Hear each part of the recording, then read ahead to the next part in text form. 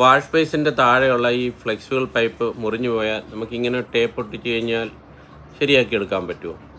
ഇല്ല, പറ്റില്ല. അത് കറക്റ്റ് ആയിട്ട് ശരിയാകില്ല. അപ്പം നമുക്ക് അതിന് എന്താ ഒരു വഴി, ഒരു ഐഡിയ ഒന്ന് കണ്ടുപിടിച്ചാലോ? നോക്കിക്കേ, ആദ്യം ആ പൊട്ടിയതിന് മുകളിലായിട്ട് നമ്മൾ ആ പൈപ്പിനെ കൃത്യമായിട്ട് കട്ട് ചെയ്തിട്ട് ഒരേ ലെവലിൽ രണ്ട് സൈഡും കട്ട് ചെയ്യുക. അപ്പോൾ 2 പീസാവും.